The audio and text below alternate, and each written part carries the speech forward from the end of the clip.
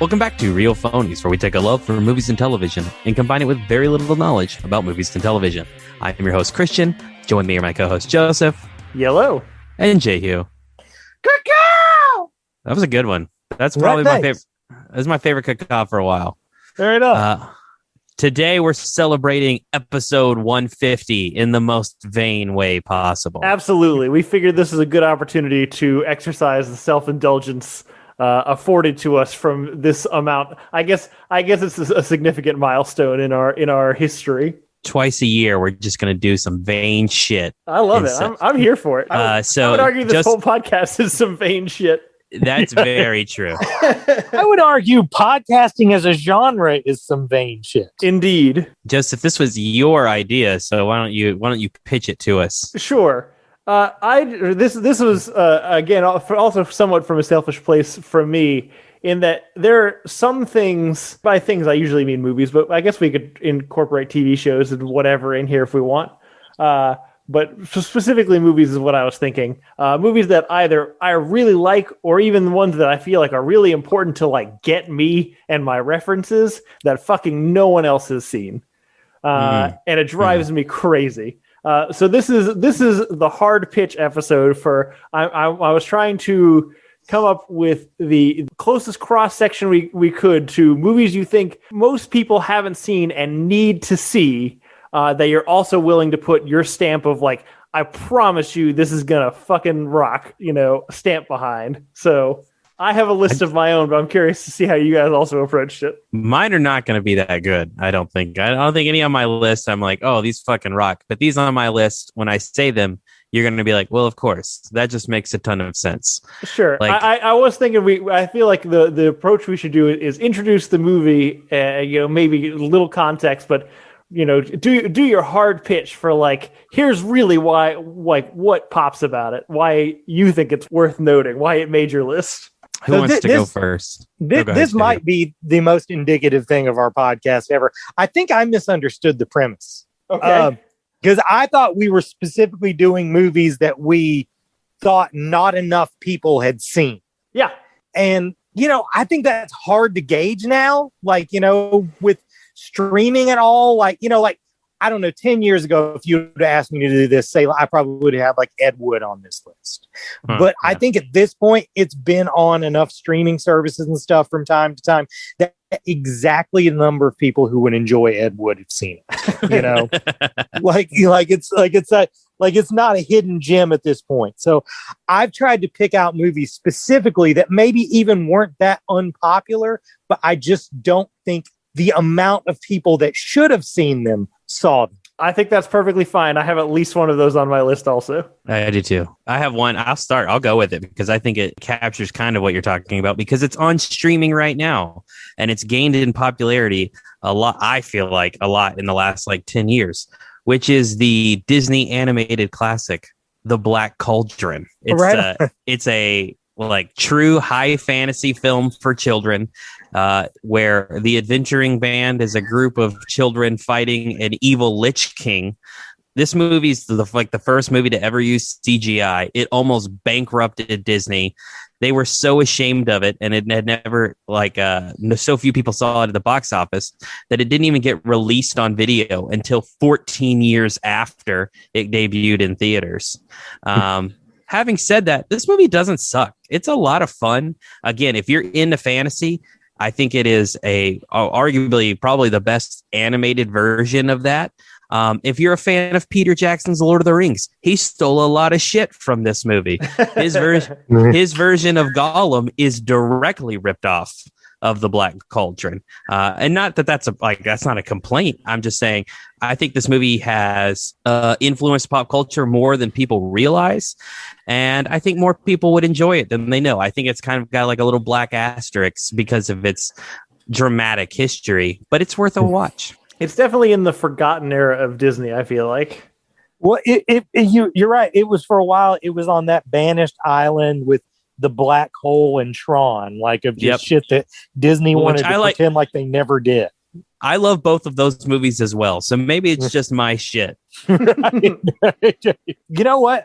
This will go out of the order of what I said, but since you brought up a undervalued animated movie, one of mine on here is that as well. And I'm going with Prince of Egypt. That's a good love one. That movie. Fucking love that movie. You know, again, I don't think it bombed or anything. I just don't think as many people who should have seen it have seen it, because it's very good. Really cool voice cast. Fucking Rafe Fiennes and Val Kilmer. Just really, really good songs, good look. And I think it just got looked over because, you know, it came out before other animation studios really were able to compete with Disney. Like, you could put out an animated movie, but nobody gave a shit.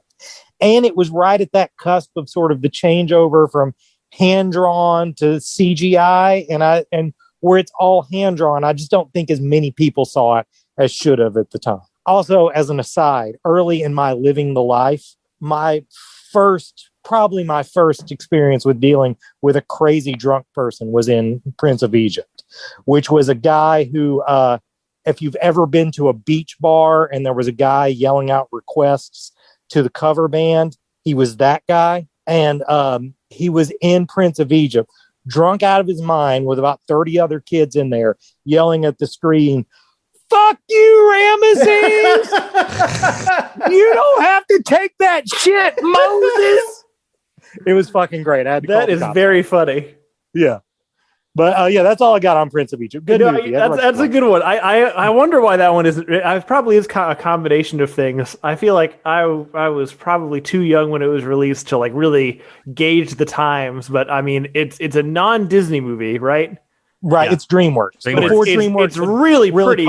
It's a really good looking movie. I don't know. I wonder if the religious context helped or hurt it. I suspect they thought it would help it, but I don't know if it did. I mean, they tried to straddle the fact of making it. This is a story from three religions, and I think instead of helping it, that might have turned people off too, because you know, religion can be contentious. I don't know if I'm the first person who's brought that up. Yeah, you know, that's an interesting point, Hurt. I've never thought about that before. Yeah, groundbreaking concept. Yeah. Well, since we're on a theme here, I'm going to pitch my animated film that I have on my list, which I limited to one for everyone's benefit. Mine is technically a Studio Ghibli film, but I think it's the one that no one has ever seen except me and my wife. And it's the one that I think is most accessible to everyone, even who is like slightly averse or majorly averse to the concept of anime or Japanese animation, which is The Red Turtle. First off, it's no language. There's no talking in it. It's actually a French animated film. It was just produced by Studio Ghibli. But it's the story of like a shipwreck survivor on a deserted island just trying to like make it. There's a lot of kind of magical elements to it, but it's a really, really beautiful and compelling story. I know the no talking might seem tough hurdle, but it's really not. I swear if you get 15 minutes into it, you're going to watch the whole fucking movie, because that's exactly what happened to me on my honeymoon. We were supposed to be going somewhere, and I was like, shh, shit down, we got to finish this. So The Red Turtle, I highly recommend it. Interesting. I knew there would be like a Ghibli or, you know, Ghibli light movie in your list. And this seems like an interesting one. I've never seen this. I'm also, now that I'm mentioning it, I'm going to do a thing that I never do for our episodes. I'm going to write all these fucking things down so I can put them in the description so that people don't have to think back later. Be like, what did they say at the beginning there? There you go. Show notes. I'm going to put some show notes in just because we fucking want you to watch these goddamn movies. Go ahead, Christian.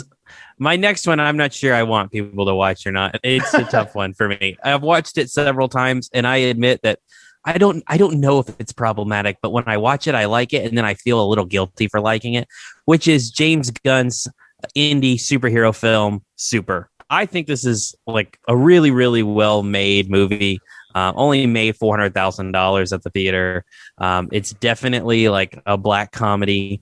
It will make you probably feel uncomfortable, and I think it even has more context now after a decade of just superhero movies straight up your butt. I know this is pretty early, wasn't it? What year was it? This 2010. Yeah, that's really early. even more so is that guy went on and has made 3 superhero movies since then. Right. But I think it's got good performances. Again, it's not for everyone. There's some pretty vulgar and intense moments, and the ending is I like it, but it is a topic of discussion among people who have seen it.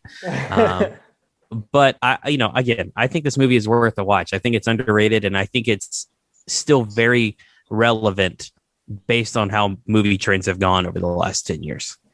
I do want to say, I think that's a great pick. That leads into, this is a teaser for a future episode. I really want to do off-brand superhero movies one day, because I think there's enough of them to do a whole episode. You'll probably feel good about this. I have like 9 of them that Sam McLean has let me borrow that I've never watched. I think Super is among those, which is weird knowing Sam McLean, but I just thought you'd like, Joseph, that I also borrow DVDs from other people. I'm so glad to know you're supporting everyone's DVDs. Yeah. If we did that, Joseph, you and I would have to watch that shitty Superman ripoff movie about the kid. Brightburn. Oh, yeah. I finally remember the name of it. Yeah, I'm down with doing that now because I wouldn't have to watch that. But that's it. Super. I like it. Hurt? Oh, okay. It's my turn. Let's see. What else did I have? Okay. This is one. I actually put this on. You came in with so much enthusiasm. Like you were like, I'm ready. I gotta. Well, no, I had an order and I broke it for Prince of Egypt. I'm doing this one solely because I brought it up on last week's episode. A movie called The Substitute. Dude, I knew you were going to talk about this movie I thought about it this week. I thought I should watch The Substitute, and I didn't. And then Joseph sent this out, and I thought Hert's going to talk about The Substitute on this episode. I'm sure of it. I don't want to build it up too much. It's not good, but it's exactly what I'm talking about. That this is a movie that, would have done better at a different time. It is a great 80s action movie that came out in like 1996. But I think that's part of what I like about it, because if it came out in like 1986, it would have been starring like Arnold Schwarzenegger or something like that. But instead, coming out in 96, it was starring Tom Berenger, who isn't really an action movie star sort of guy. He's kind of like an interesting looking dude, good enough actor who never fully caught on. But the premise is he's a mercenary who has a friend who is injured because of drug running in a high school. So he goes undercover as a high school teacher to find out what's going on with these violent drug runners in school. And it is no more complicated than that. It's a dumb action movie with a paper thin premise where a bunch of shit blows up. But it's, Tom Berenger's good in it. Ernie Hudson is good in it. I'm pretty sure that it's Mark Anthony that's in it, but I'm worried that if I actually looked that up, it would just turn out I was racist. But I think it's Mark Anthony is in it. But just by saying that statement, you're still kind of admitting to being a racist. Like you're like, I don't want to say it's Mark Anthony, but that you just admitted to thinking that it's Mark Anthony. So. Right. Well, honestly, it's more just where everybody questions what they're doing is racist now, because, like 3 years ago, I would just said it was Mark Anthony and someone could say, no, it's not. And I was like, okay, I'm stupid. But now you have to examine it. That's true. Am I stupid or am I racist? It can be am both. I a stupid racist? That's true. There you go. Actually, most racists are. But yeah, The Substitute, dumb 90s action movie where the thing is, I don't even know if it's on a streaming service, but I guarantee you can find it at like Big Lots for like $2. So, it's worth $2. Well, shoot, Hurt, I have a whole nother list here, but just the name of your movie reminded me of one that I feel like I have to put on here because not enough people that I've talked to have seen this movie. One of Robert Rodriguez's early films, The Faculty. The Faculty is. I wish The Faculty was on my list. That's you led me to it, so you get half credit. It's got a bunch of '90s related people: Ethan Hawke, Elijah Wood, Jon Stewart's in it. I think Usher's in it. No. There's all kinds of weird people in it, but it's an alien invasion flick set in a high school where I believe it's kind of like an Invasion of the Body Snatchers thing, but also with more explicit body horror and attacky things. I don't know. It's schlocky and silly in all the right ways while still being a pretty, I think, effective like I don't know, alien horror movie. I think it's very good. I haven't seen it in probably at least 10 years, but I'm willing to say it's at least better than Transformers. What I like about this movie, and I agree with everything you just said, but the other thing I enjoy about this film is if you appreciate, like my pitch with Black Cauldron, if you like the drama behind the scenes or, just the zeitgeist of movies, this one is so interesting because all of these people in it thought they were making like the next Scream. Like they all thought we're going to be fucking superstars after this movie comes out. And then that did not happen. I mean, they all eventually kind of did become famous, but not because of this movie. Right. Like it's so many famous people before they got famous, and then we're still not famous after it until they all went off and did their own thing. I'm pretty sure John Stewart gave up on acting because of the failure on this. Like, fuck it, I'm just going to go back to talk shows. Yeah, I don't know if it's this. I think he maybe did a couple after, but it's something around this sign. He did not have a great run. I mean, there's Big Daddy, and that's about it. Big Daddy is the only one I can think of that's like successful and that he plays a large part in. Right. My next one, also kind of a horror movie, is The Ritual, which I have talked about on this podcast. You have, I remember. This is on Netflix, right? It is on Netflix. I think it was made in like 2017. I don't know. Don't quote me on that. But it's about 4 friends who are kind of dealing with the loss and pain. They have like a really tight friend group, and one of them, there's 5 of them, one of them dies. And so the 4 of them decide to go on this hike that he really wanted to go on through Sweden. And horrible things happen to them while they're on this trip. But one, it's just a pretty good story about loss and pain and friendship. But 2, the movie was filmed in Romania. It's got beautiful scenery in it. And I think the scares play pretty well. Like definitely it's a monster movie and the monster's hidden for a good part of it. But they use some similar tricks to like the Blair Witch Project and creating a air of creepiness throughout the film before you get to that point. The ending of the movie feels kind of rushed, and definitely they didn't quite have the budget to pull it off, I think, as well as it deserves. But it's a good cast, and it's only 90 minutes. So it's definitely shorter than Transformers. There you go. And I think it's worth your time. I like it. So, man, I've got one on my list, and then I just looked at it, and I realized immediately after looking at it, oh, man, this chick just got canceled. So I don't even know if it's like just the things you got to think of these days. But I'm going to go with it anyway. Haywire. Have you guys seen Haywire? No, but I think you and Ian keep trying to tell me how good it is. Haywire is fucking great, and it's got Ewan McGregor in it, doesn't it? Also, it's got Ewan McGregor in it. It's got what's Magneto's name? Ian McKellen? No, Michael Fassbender. Michael Fassbender. It's got fucking God. Why can't I think of anybody's name today? Deeply unprepared. No, I knew this going in. What's Magic Mike's name? Oh, Channing Tatum.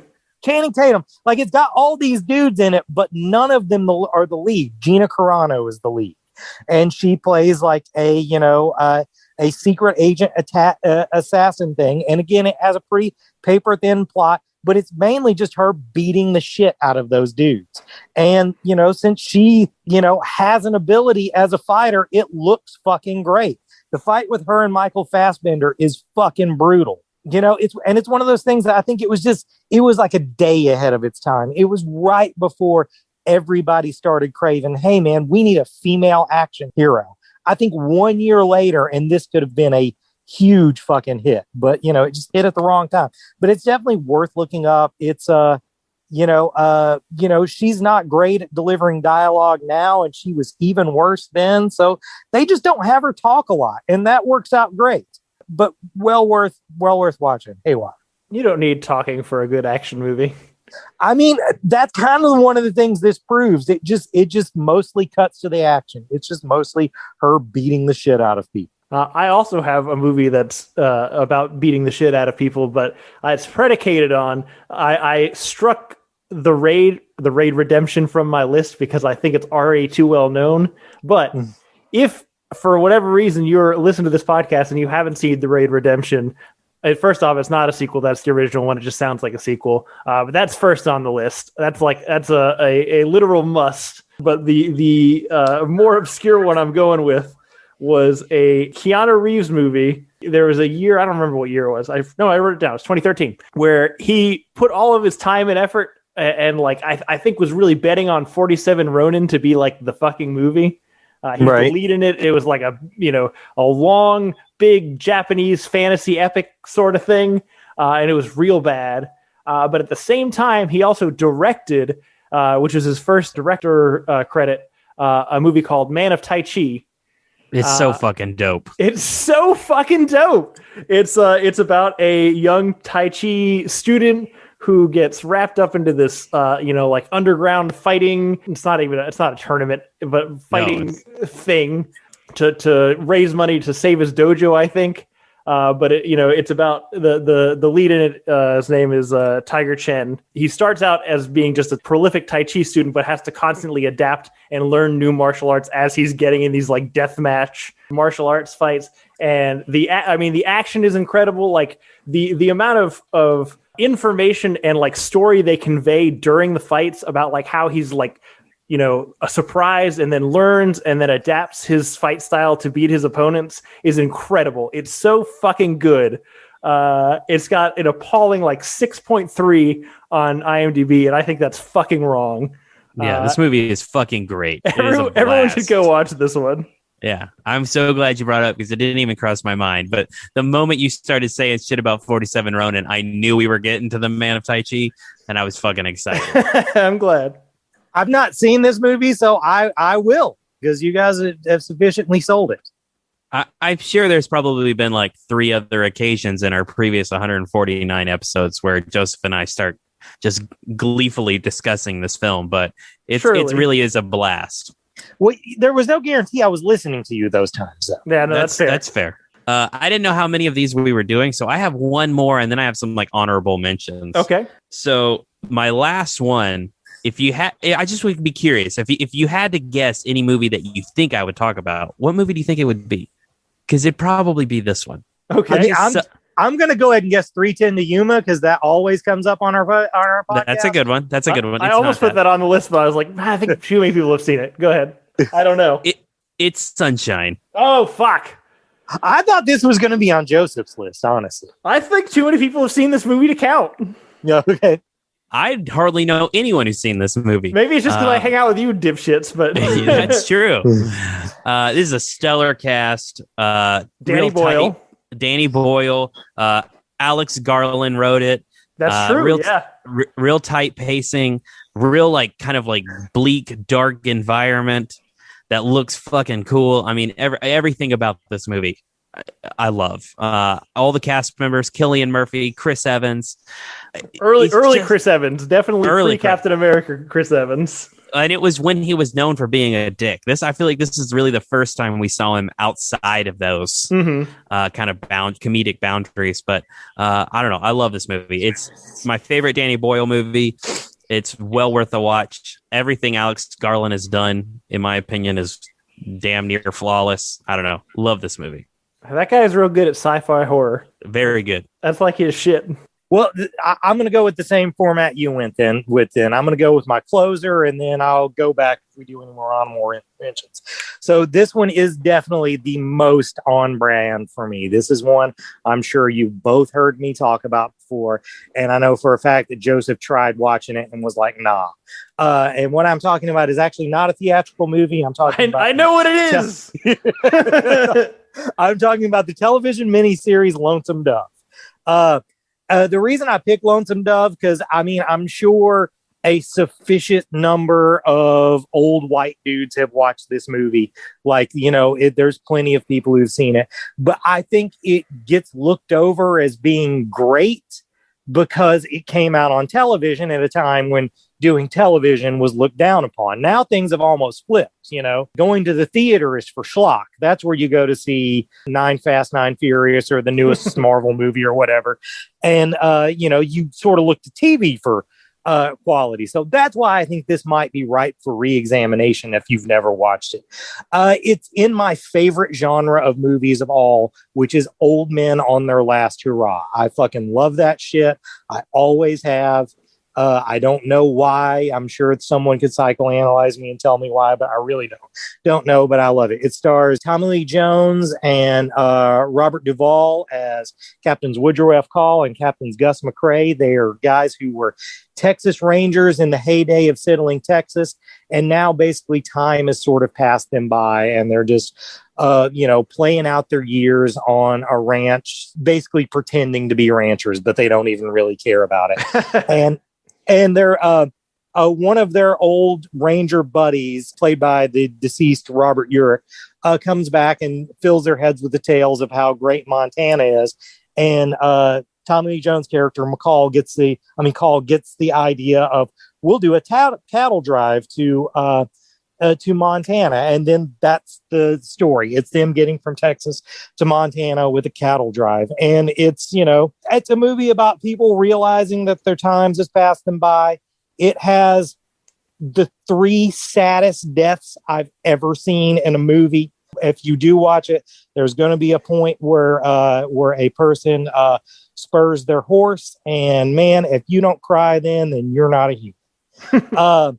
And it has a genuinely interesting conclusion that I don't know any other story being. The last act of this movie, I won't even say what it is, but it is based on a real event that a real cowboy named Charles Goodnight did. And I love it. I love everything about this. I've quoted it endlessly. I try to get everyone to watch it, and no one does, but it's well worth your time. Fair enough. I should have known this is going to be on your list.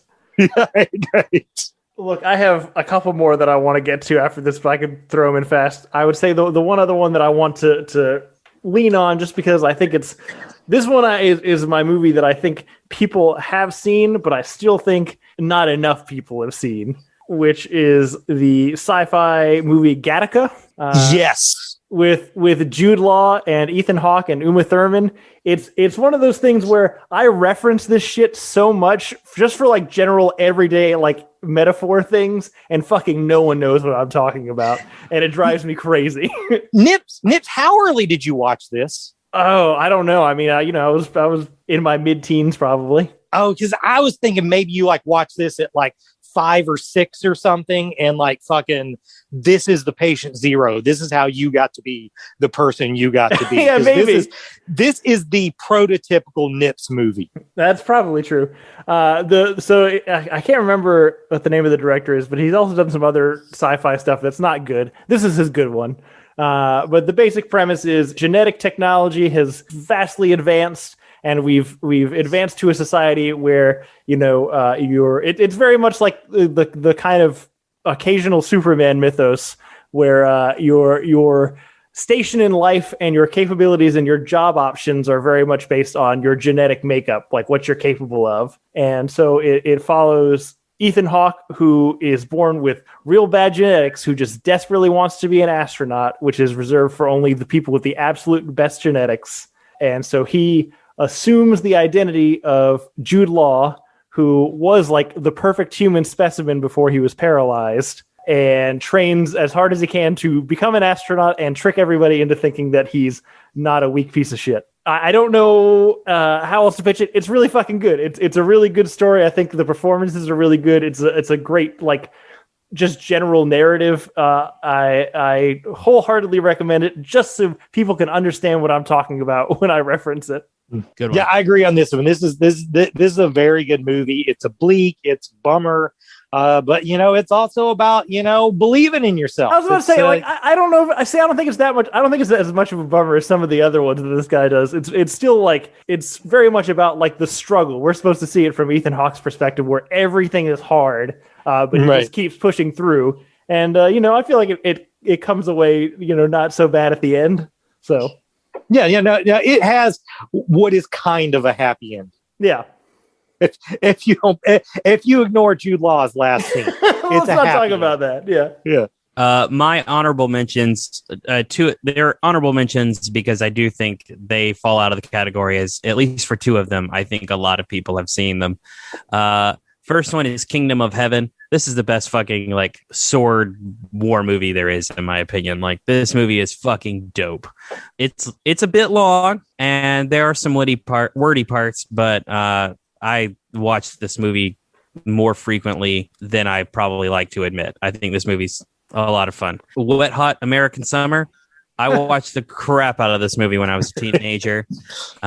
It's come back in popularity because they got put on Netflix, and then Netflix made some sequels, so I don't think it counts. But there was a time in my life when I was the only person I knew who watched it, and I thought everyone should watch it because it's freaking hilarious. Right. And finally, one of the darkest comedies I've ever watched is not very well received, but I think it's much better than people give it credit for. Death to Smoochy. It's just, I can't even pitch it to you. It's a guy who was basically like a TV clown who wants to murder the movie equivalent of Barney. And it's bleak, but I think it's funny. And it's one of the few times I actually enjoy Edward Norton on screen. So also got Jon Stewart in it. I'm looking it up right now. Yep, Jon Stewart is in that movie as well. It's funny. I was just talking about this is that movie was the prototypical Nips movie. This seems like it's prototypically the not you movie. So I'm very surprised that it's on there. But yeah, I'll agree with that. This is a bleak fucking movie, but it's worth a watch. Thank you. Hurt, you got any left on your list? This one, the reason it goes in honorable mentions, because I won't say much about it. It's because I've brought it up at least 600 times on the podcast. John Carter. It's a great fucking sci-fi action movie that bombed and it was kind of forgotten. But if you've never seen it, it's well worth watching. The other one I'm going to bring up this will be the last one, is the Hudsucker Proxy. I think most Coen brother movies fit in that category I'm talking about, where the number of people who should see them have saw them, because there's a strangeness to them that's not for everybody. But I think even Coen fans kind of miss this one, and it's a shame. It's a fun movie. Tim Robbins is the guy who invents the hula hoop, and Paul Newman is the guy who steals the idea from. If Paul Newman being in a Coen Brothers movie is not a good enough sales for you, this has Bruce Campbell and Jennifer Jason Leigh in it, essentially as Clark Kent and Lois Lane, and it's fun to watch them and dream of a 90s Superman movie starring. Oh man, that would be good. That's it. That's all I got. I like it. The last two ones on my list, I'm not counting them all honorable mentions. I still think they're top tier quality, but I wrote a lot of shit down. They're two sports movies, and they're relatively fun because I felt like a lot of my list wasn't that fun. One is one that I've been hounding Hurt about forever, which he'll never watch, but maybe you, the listener, will heed my words. The Winning Season with Sam Rockwell. he's a burnt out former basketball star living in his hometown who gets recruited to teach his old high school team, but the girls team instead of the boys team, like he was hoping. And it's just, everyone in this movie is a mess. Like the basketball team itself is like, there are like two of them that want to be there, and the rest of them are just kind of there because there's nothing else to do. And it's just, it's a beautiful mess of the blind leading the blind and becoming better people together. It's arguably one of the best sports movies I've ever seen. It's right up there with Remember the Titans to me, but somehow more charming. I think I have a whole stack of dusty Sam Rockwell movies that you've let me borrow. They all have like Hollywood Video used stickers on them. Like that's how long I've had them. But yeah, I should watch this someday. It's the only way I buy DVDs. And then the last one I wanted to mention, similar vein, 2011 movie with Sean William Scott called Goon. It's a hockey movie where Sean William Scott is he's not really much of a hockey player. He's more of just a bruiser in a time where, that style is going out of the sport. He's playing on a minor league team, but the minor league team gets a fancy footed French, hockey player who, just keeps getting blasted. And so, Sean William Scott is hired to just essentially protect him. But he's just kind of a simpleton who doesn't really want to He just wants to play hockey, but he just keeps getting in fights with people. It's very charming. Liev Schreiber is like the big bad boss of the other bruiser, legendary bruiser in the league. It's highly entertaining. It's way better than Transformers, and it's the only role I can stand Jay Baruchel in. Yeah, it's great. I love this movie. It's going through this list. It seems like anything that's on your all's list that is proof that you might be a bad person is the ones I've seen and can get behind. I can also say this one's pretty awesome. So I think that definitely means I'm a bad person. So wait, Hurt, before we get further on, I want to know which movies you think would make us sound like bad people. Well, I mean, Death to Smoochy is, I don't know. I identify that movie with anger and depression. Yes, very much so. I really connected with that. It's like Bad Santa. Like, I laugh at Bad Santa, but if I'm watching it, that means I wasn't laughing before that. You know what I'm saying? And Death to Smoochy is kind of like that. And The Goon is kind of like that. Like, The Goon is a mean-spirited movie. Yeah, I mean, I can admit probably my enjoyment for other of these movies doesn't come from the best place. I don't think The Goon is as bad as Death to Smoochy. That one is really dark. It's not. I agree. Not for everyone.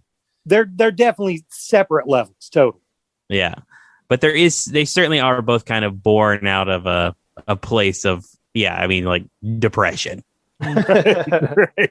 There's definitely some heart in Goon, I think. There is, for sure. Yeah, but it's like all those movies. Once the heart shows up, that's when the laugh's over. Fair enough. But I assume that we're good for this time around until our next 50 episodes. Yep. All right. I think so. I do want to say before we get into what we're watching, I'm gonna get on my soapbox because I don't know how many people make it to the actual end of the episode. First off, thanks to anybody who's listening. But second off, you've probably heard us allude to it and joke about it on the podcast. We've got a very small listener base. If you listen to this podcast, we could probably count you easily on our toes and fingers combined. I think it's perfectly valid to enjoy a content and not necessarily want to contribute to it. But if there's anything you want us to talk about, any way that you want to connect with us, please do. Because I don't know, I like the interaction. I like making things that people are interested in hearing, and I'm interested to hear what our listeners would want to hear about. So please do that. Please, realphonies@gmail.com, Facebook and Twitter. I highly encourage you to do this. And I know when I say you're thinking it's that random you at the end of the earth, but I'm talking to you, specifically you listening to this. Please consider if you've ever thought about putting anything on the show or submitting anything to the show, please do. That's my stuff. I think I have a good addition to that that I feel like there's probably people who listen to this show that only like two of us and maybe dislike the third. And I'm not directing that at anyone. I'm saying various people can alternate to be people. So if you're that person and you're listening and you think you've heard enough to get someone, the one you don't like on the show, to have to watch something they'll hate, I think that's valid. I think that's totally valid. Suggest something that your least favorite phony would hate, and then we'll have to watch it. What an internet approach you just proposed there, Hurt. I'm trying to appeal to people's sense of community and general goodwill, and you're like, think about a thing that makes you angry and then act on it. I mean, it's funny. You're on the internet. I'm not, so I don't know why I'm the only one who knows what works. I mean, that's fair. That's super fair. Anyway, that's it for now. What have we been watching this past week, guys? Well, I got three things. Two of them I have watched a while back, and I just keep forgetting to talk about. But I watched Raya and the Last Dragon with my kids. That movie's fine. It's Moana, but in China. I think I'd probably enjoy it more if the plot wasn't so stinking similar, but it's very, very similar. End of the world destruction. Princess has to go and find... in Moana, it's a demigod. In this, it's a dragon, and bring them back to literally find a rock, or in Moana, it's put the rock in Tafiti, or in this movie, it's to basically put the gem back together. It's very similar. Looks cool. Voice cast is great. If you like Moana, you're probably gonna like this movie. It's better than Transformers, if a bit samey. I watched Luca. This is really good. It's really heartfelt. It's a lot of fun. Animation's great. Better than Transformers. I liked it. If you like Pixar movies, this one is probably the least sad that I've watched in a long time, and not as dumb as Cars. So it's pretty good. The thing I'm most excited to talk about, though, is following up last week's episode where I talked about Song Exploder. There's another new Netflix music documentary called This Is Pop. It's like a 10-part series, and I have like a weird relationship with pop music. I don't love it. Like, I couldn't tell you what's on top 40 radio, but I have a very strong nostalgia for the decade that I think really birthed modern pop music, which is the 90s. And that is really what this show is about, is basically music in the 90s. There's some really great episodes. They are all a bunch of different topics. I would say it's kind of anthology-like. There's one that's, basically solely about how Boyz II Men influenced the boy band movement. And even though they're kind of the creators, they got screwed over the most by it. There's one about how country music went pop. Jehu, there's a Brit pop episode. Right on. There's one about music festivals and how the 90s kind of brought them back and also kind of ruined them before they really took off in the 2000s. I mean, it's just really interesting. If you're into pop music, I think you'd really like it. If you're just really into music, you'd probably really like it. Because again, I don't listen to a lot of like modern pop, but this is a decade and with a lot of influence. My favorite episode is Why Are Sweden So Damn Good at Writing Pop Music? And it is a great, like Max Martin, all of those guys, Ludwig Göransson, all Swedish, all fucking great at writing pop music.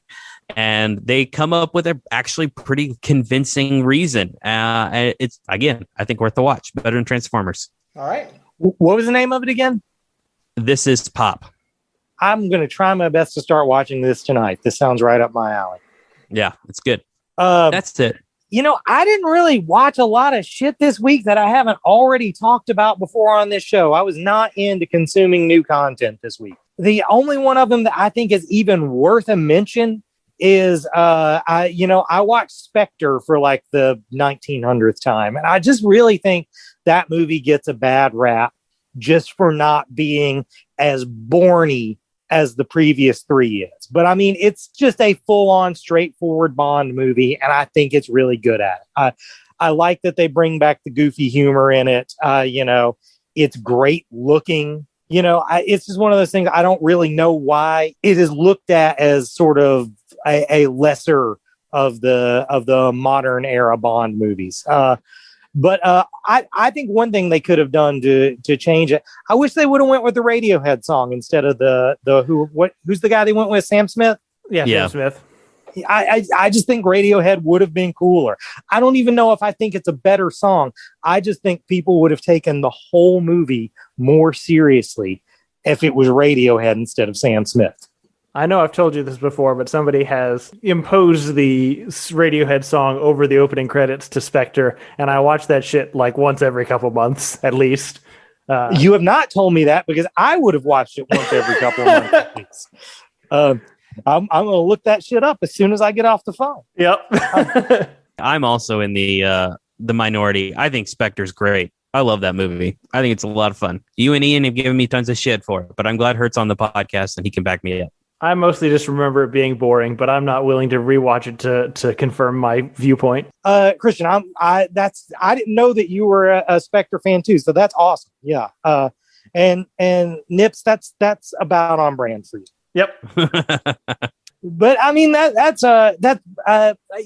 also did a read through on a big chunk of the most current run of Amazing Spider-Man. It's written by a writer named Nick Spencer, who I have a contentious relationship with.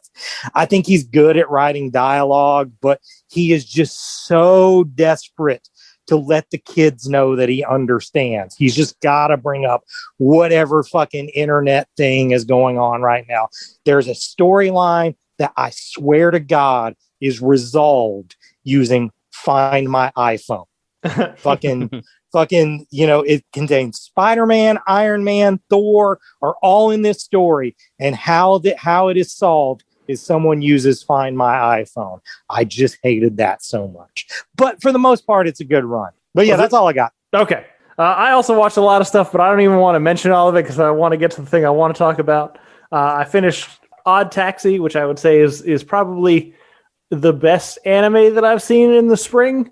It's the one it's set in the animal city, but maybe there are not animals, but it's really just about like this interweaving mystery of a large ensemble cast and kind of this living city-y vibe. It's very well written. It's very interesting. The ending was satisfying but semi-predictable, but I think the whole show is a really great ride. So of all the things I could recommend from this spring, that's the one. I also watched the Demon Slayer movie finally came out on Funimation. If you like Demon Slayer, you're going to like the movie. It's functionally just 4 episodes of Demon Slayer jammed together, which sounds like an indictment of the movie, but it's really an endorsement of the show. The show kicks ass. The production quality and the general like TV show episodes are fantastic. So I think you could probably just watch them back to back and it would look as good. But it's a good movie. If you like the show, you like the movie. But the main thing I want to talk about, and it's only fitting because I talked a lot of shit about it last week, and it's something I talk a lot of shit about a lot, and then I also watch it a lot. I rewatched the movie version of Rent. I've just it's such a complicated mess. I really could do a whole episode on it. I feel confident because there's good shit about it and there's a lot of bad shit about it, but like there's just a lot of weird dumb choices. I think the songs are all great. I think if you watched all of the songs individually with no context, it would be a pretty good movie. But the attempted context and then the lack of context, even between the songs, makes it just super incoherent and weird. In general, it doesn't work with 40-year-olds. Though that said, Taye Diggs is so fucking handsome in this; it's outrageous. I like the fact that I know you've been seeing a lot of Anthony Rapp, Christian. I like the fact that Mark is a character who's functionally the point of view character for this show, as he's like the recorder who's cataloging all of these events. You totally could have made him like cooler, but at no point does he make that choice. He makes Mark as fucking dorky as possible, and I love it.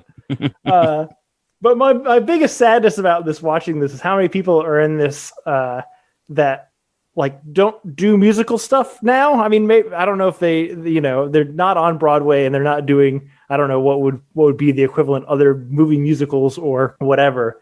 But like the dude who plays Collins in this is Jesse L. Martin, who most people know from being in Law and Order. Don't ask me who he is in Law and Order because you can ask me. I've never watched a single episode. He's one of the leads. He's a black guy.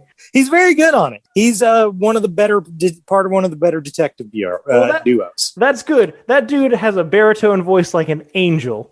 The "I'll Cover You" reprise in this song was my go-to when I needed a good cry until Les Mis came out, and it still holds up. It's so fucking good. And it just makes me sad that like there are people like that who have just these phenomenal voices that just like, I don't know, do 700 episodes of not that there's anything wrong with Law and Order, but it feels like a waste of talent. He definitely didn't get to sing once on Law and Order. He might have got to sing once on The Flash, but I think he did. Yeah, I was going to say that.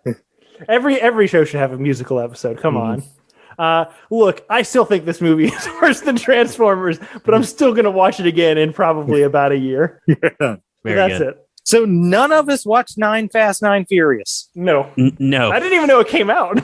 I may watch it before next week just because I feel like that's wrong that we do an entertainment podcast and none of us have watched that. Well, look, we got Fast 9, Fast Furious 9. Black Widow's next week, right? Black Widow's the week after that. So I think we could probably do Fast and Furious and then Black Widow. Well, dude, I'm not trying to make you guys watch that shit because but I'm just saying I feel like one of us should at least. I'm not opposed to watching some trash. The thing about it is I don't even know how many Fast and the Furious movies I haven't watched. Yeah, same here. I know I the last one I watched was the last Paul Walker one, and I don't know how many there's been since then. So two. Okay, that I can't remember right. either. I was going to guess 2 or 3, but I really don't know. I haven't seen Hobbs and Shaw, and I hope that's not important. Hashtag justice for Han. But yeah, if you guys want to do Fast 9 a week late, I'm on board. I'm up for that. But yeah, let's do Fast and Furious this week and see if we can get Black Widow in the next week. A Marvel movie. It's been a long time. It has been a long time. Yeah, It's weird. It's weird how long it's been since we've got to talk about a new Marvel movie. It's also, I feel like it's kind of a bummer for Marvel because, you know, I know this was supposed to be their big first one after the phase. What is it? Phase 3? Phase 4? Right. Yeah. Okay. I guess Spider-Man was after that too. So I don't know.